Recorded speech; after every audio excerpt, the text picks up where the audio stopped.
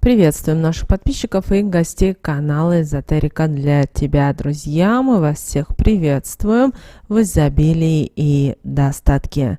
Сегодня, друзья, у нас с вами народные приметы на 9 января. Поговорим в этом видео о народном празднике, поговорим о церковном празднике на этот день, 9 января. Также поговорим о том, что можно и чего категорически нельзя делать в этот день, 9 января. Давайте далее, друзья, все более подробно в этом видео. 9 января православная церковь почитает память христианского мученика Стефана, привлеченного за христианскую проповедь в Иерусалиме и побитого камнями приблизительно в 33-36 годах. Стефана, и с ним было еще 6 единоверцев, избрали апостолы диаконами, которые должны были следить за порядком при ежедневном раздаянии потребностей. Произошло это после того, как в среде христиан, происходящих из диаспоры евреев, возникло недовольство по поводу несправедливых раздач. Скорее всего, Стефан и сам происходил из диаспоры евреев. Стефан не стал ограничиваться возложенным на него служением и стал проповедовать Слово Божие в Иерусалиме. После спора с представителями синагоги он был привлечен к суду. На суде Синедриона его обвинили в том, что в своей проповеди он употреблял хульные слова по отношению к святому месту. А все потому, что, рассказывая про строительство храма Иерусалимского, он сказал, что Всевышний не в рукотворных храмах живет. Понятие «рукотворное» применялось к языческим идолам, и говорить так о храме считалось полнейшим богохульством. Сосредоточенность на Иерусалиме и храме казалась великомученику и его единоверцам несовместимой с характером христианского благовестия. В конце своей речи он обвинил судей в убийстве пришедшего праведника, имея в виду себя. Многие его слова представители синагоги посчитали богоухульством. Слушатели затыкали уши и пытались криками заглушить его речь. В итоге они вывели Стефана за город и побили камнями. Умирая, мученик возносил хвалу Господу Богу и просил его простить людей, так жестоко поступивших с праведником. Неизвестно, был ли вынесен смертельный приговор или разъяренная толпа побила Стефана камнями, даже не дождавшись решения суда. А вот в народном календаре этот день назвали как Стефанов день, Степановы труды или просто Степан. Считалось, что в Стефан покровительствует домашней скотине, поэтому 9 января коням давали пить воду обязательно только из серебряной посуды. По народным примерам считалось, что так животные будут здоровыми и покладистыми. Мальчишки же в Степанов день собирались вместе и носили за собой небольшую кучу сена, оставляя в каждом коровнике по клочку, чтобы буренышки давали много молока. Хозяева за это угощали ребят сладостями, а кто побогаче, мог дать даже монетку. На Степана принято было строгать осиновые колья и устанавливать их по углам двора, чтобы развеселившаяся во время святок нечисть не могла залезть в дом и навредить как скотине, птице и, конечно же, людям.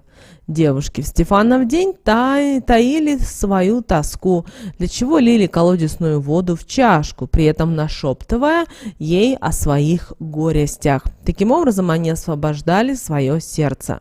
Тоскливую чашку ставили на мороз, а на следующий день получившийся лед топтали и ломали на мелкие части. 9 января была еще одна традиция – нанимать пастухов. Собирали всей деревни и обсуждали претендентов, исходя из их знаний и умения договариваться с лесным хозяином. Ведь по народным поверьям именно от лешего зависело, останется ли скотина в целостности и сохранности, или же постоянно будет пропадать в лесу. Степанов день приходился на святочный период, поэтому везде вовсю шло веселье, молодежь каледовала, соседи угощали друг друга медовыми пряниками, которые называли колядками, калитками и пирогами с разными вкусными начинками. Сегодня было принято гадать на свадьбу, на суженого и на замужество. Также в Стефанов день использовали и другие новогодние и рождественские гадания. По селениям во время свята ходили медведчики с учеными медведями, показывая представления. Сопровождались они ряжеными. Так музыканты наряжали в козу, остальные надевали на себя вывернутую наизнанку кожухи.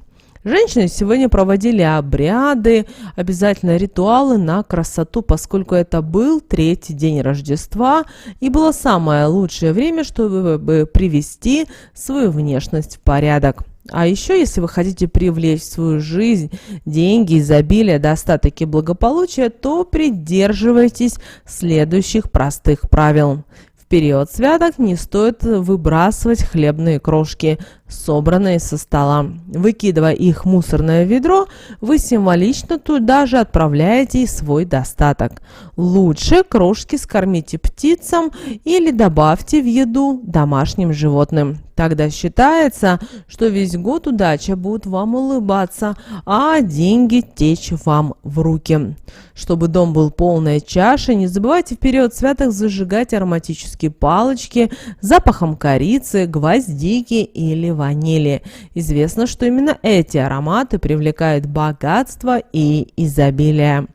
Возьмите также красивую коробочку, положите в нее крупную купюру и не тратьте ее в течение года. Время от времени вы можете открывать коробочку и любоваться банкнотой, которая будет и притягивать денежные потоки.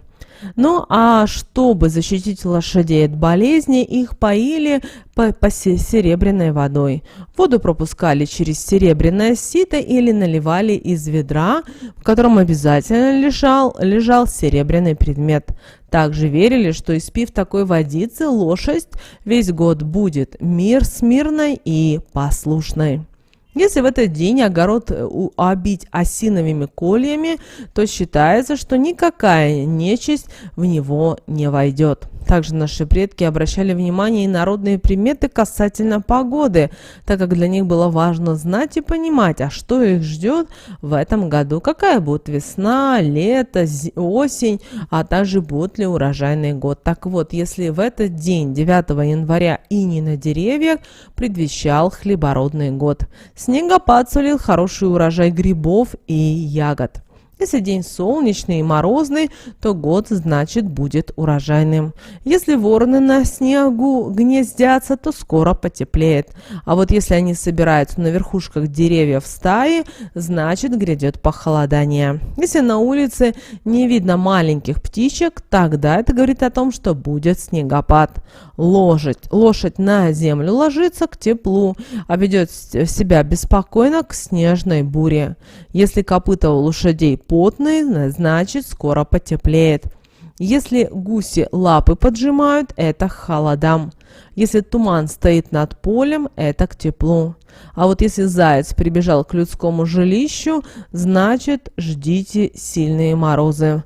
А если в эту ночь красная луна, то к снегу и даже к мягкой погоде. Поэтому наши предки и уделяли особое внимание этому.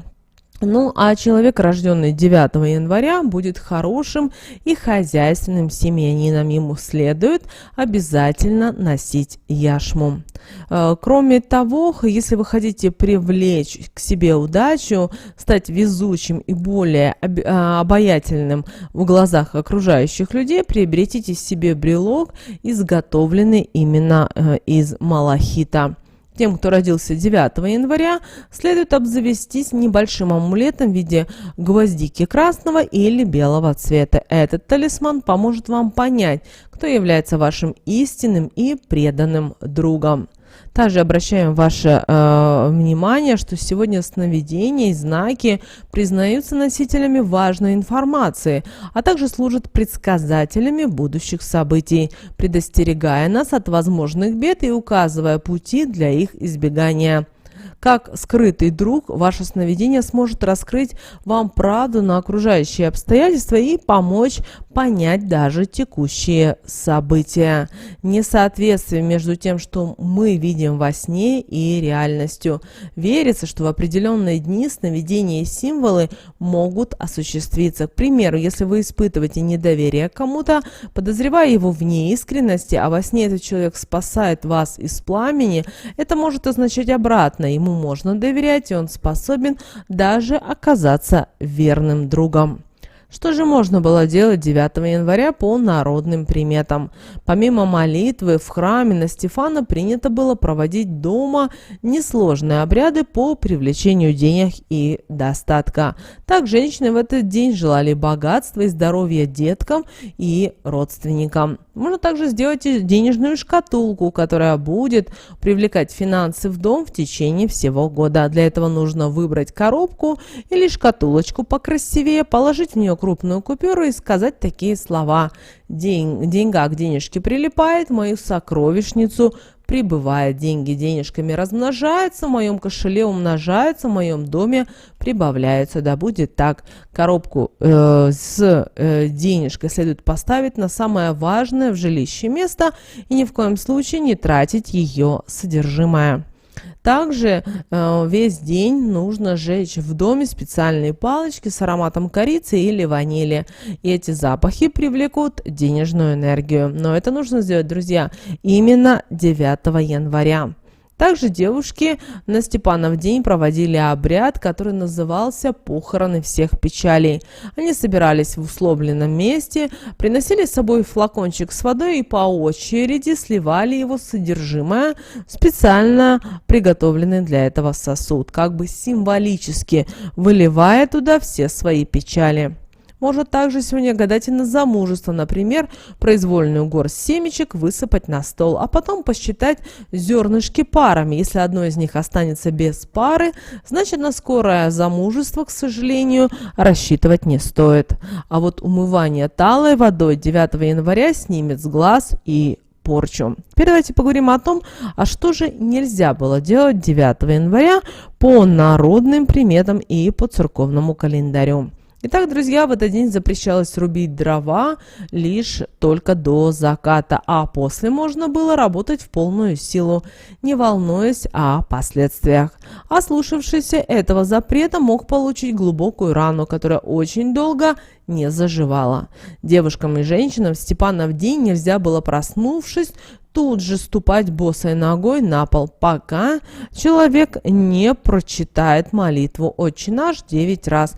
Иначе считается, что таким образом вы можете лишиться красоты.